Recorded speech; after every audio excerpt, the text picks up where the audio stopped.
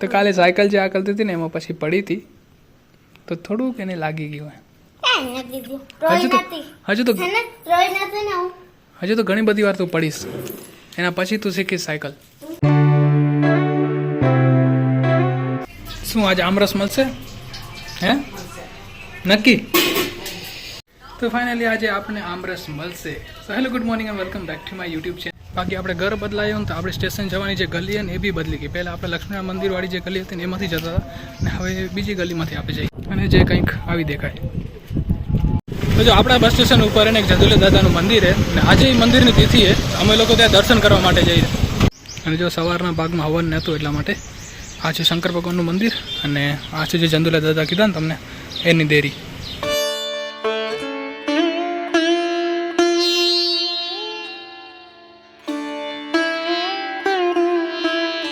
તો મહાદેવના મંદિરમાં દર્શન કરી લીધા અને હવે આપણે ચંદુલા દાદાના મંદિરમાં દર્શન કરી.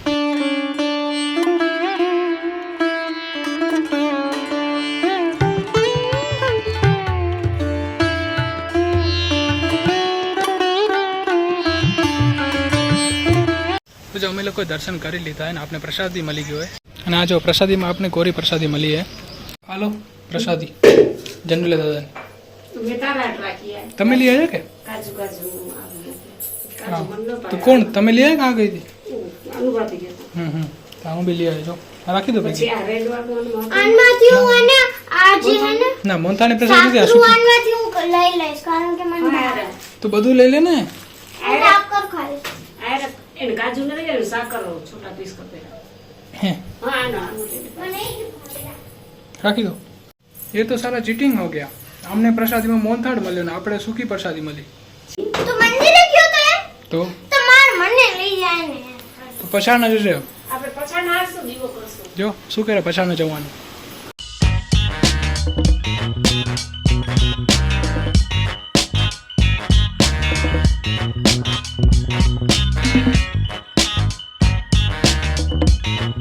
તો જો પછાના કંઈક 4:45 વાગ્યા અને રાઘવીને કાકી પણ જાય જનરલ દાદાના મંદિરે.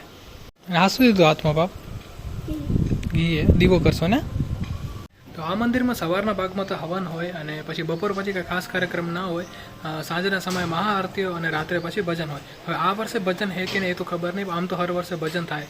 તો આ જો અહીંયા કને કેટલી બધી કેરીની ગોટલીઓ સુકવવામાં આવી છે. તો કેરીમાંથી રસ કાઢ્યા પછી કેરીની જે ગોટલી એને આમ સુકવવામાં આવે. સુકાઈ જાય ત્યારબાદ એને શેકવામાં આવે. તો શેકીને તો એના અંદરથી એક બીજ નીકળે જે ખાવાની બહુ મજા આવે. તો એટલા માટે આ કેરીની ગોટલીઓ અહીંયા કને સુકાવેલી જ્યારે સુકાઈ જશે ને બધી ત્યારે એને શેકવામાં આવશે. અને જો જ્યારે તાજી હોય ને ત્યારે પીળા કલરની હોય અને જેવી સુકાઈ જાય તો એનો રંગ જો વ્હાઇટ થઈ જાય. તો જો રાઘવી અને એની ફ્રેન્ડ અહીંયા કને સાયકલ ચલાવે અને એની ફ્રેન્ડની સાયકલના શું સપોર્ટર નથી. તો હું રાઘવીને એ જ કરું કે તારી સાયકલમાં જે સપોર્ટર ને એને આપણે કાઢી નાખી. તો હવે આ શીખે છે સપોર્ટર વગર. મેં તને કીધું તું તારી સાયકલ ના આપે કાઢી નાખી. શું કામ નાખાયા પાછળ તે? ઓકે સો વાગી ગયા છે 9 ને આજે આપણે જવું છે સમાજમાં કેમ કે સમાજમાં છે મીટિંગ અને એ બી 9:30 વાગે અને જે મીટિંગ છે એ પ્રોગ્રામના બારામાં છે. જોઈએ આજે શું ચર્ચા થવાની છે. A few moments later. Okay so આજની મીટિંગ થઈ પૂરી ને આપણે ઘરે આવી ગયા છીએ. રાતના વાગે છે 12. અભી સોતે हैं, मिलते हैं आपसे कल. So hello good morning again and ભાઈ આરસીબી બધી જગ્યાએ ભાઈ આરસીબી જ છવાઈ ગઈ કેમ કે કાલની જે મેચ હતી ને ભાઈ શું ધમાકેદાર થઈ હતી. હાલાકી મેં પાછલી 4 ઓવર જ જોઈ હતી. શું હે તને? હું જ્યારે બી બ્લોગ કરું ત્યારે આમ જ નાટક કરે. તો પાછલા જે 4 ઓવર મેં જોયા ને ભાઈ શું જબરદસ્ત મેચ થઈ હતી યાર. આરસીબી ડિઝર્વ કરતી હતી આ મેચને કેમ કે એક પ્લેયર 18 સિઝનથી વેઇટ કરતો હતો કે ક્યારે આ ટ્રોફી મારા હાથમાં આવશે અને ફાઇનલી એને આ ટ્રોફી મળી. એ છે વિરાટ કોહલી ભાઈ. 18 સિઝન એક જ ટીમ સાથે રહ્યા અને ફાઇનલી એને ટ્રોફી મળી. મતલબ સફળતાનું ફળ થોડુંક લાંબુ મળ્યું પણ મળ્યું ખરું. અને આફ્ટર સક્સેસ ભાઈ મતલબ જીતી ગયા પછી જે મુવમેન્ટ્સ હતી ને ભાઈ બહુ જોરદાર હતી. તો કાલે સાયકલ જે આ કરતી હતી ને એમાં પછી પડી હતી તો થોડુંક એને લાગી ગયું. હજુ તો ઘણી બધી વાર તું પડીશ એના પછી તું શીખીશ સાયકલ. ખબર હે કે તું કેટલી વાર પડી? 4-5 વાર. જો આવી 4-5 વાર પડીએ.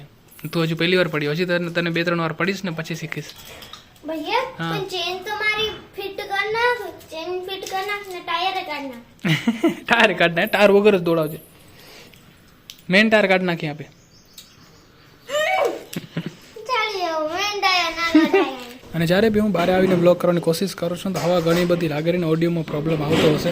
અને બેકગ્રાઉન્ડમાં જે તમને અવાજ આવે છે ને તો ભાઈ આપણા ઘરની પાછળ એક ઘર છે, એનું કન્સ્ટ્રક્શનનું કામ ચાલુ છે, અવાજ આવે છે. તો એના લીધે આપણે ભાઈ બહાર થોડોક બ્લોગ ઓછો બનાવીને ઘરના અંદર જ વધારે આપણે બનાવીએ, કેમ કે અવાજ જે છે એ આપણે ઘણો બધો ડિસ્ટર્બ કરે અને સાથે હવા આવી. સાંભળો, તમારા બે વચ્ચે કોમ્પિટિશન છે, બંનેને એક એક ડોરેમોન બનાવવાના. જેનો ડોરેમોન સારો હશે એને ગિફ્ટ મળશે. શું gift? એ હું નક્કી કરીશ. સરપ્રાઈઝ. હા, પહેલાં બનાવો, ઠીક હે?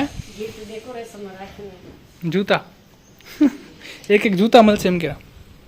બાકી આપણે 2 દિવસથી એક કામ મળ્યું છે કે ભાઈ આજે નાળિયેર છે ને એને તોડવાનું હોય, પણ તોડવાથી પહેલાં તો આને છોલવાનું હોય. તો આપણે આળસના કારણે 2 દિવસ વંચાવી નાખ્યા, પણ આજે આપણે આને છોલીને તોડી નાખશું. તમારો ડોરેમોન બની ગયો? હજી હા? મોટું હોય નથી બન્યું. અરે આવડી વાર લાગે કે યાર. આનું મોટું તો જો કેટલું મોટું. બતાવો તો. અરે બાપ રે.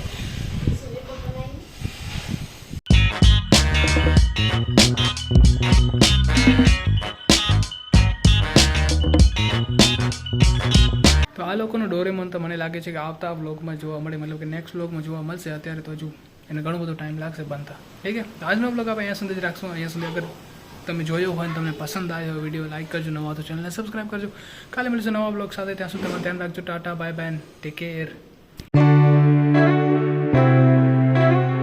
નાળિયેર ખોલી દો, નાળિયેર ખોલી દો, છોલી દો એમ કહું. છોલાશે? અઠવાડિયું થયું કીધું હોય એને. એમે થોડું ફૂલાય હાથમાં તો ફૂલા કાકો મસ્તી કરું રો, મસ્તી કરું રો. હવે થોડ્યા ને બધું કરી હવે હવે એક પાય બેઠવાનું તો હવે થોડી થશે કાંઈ.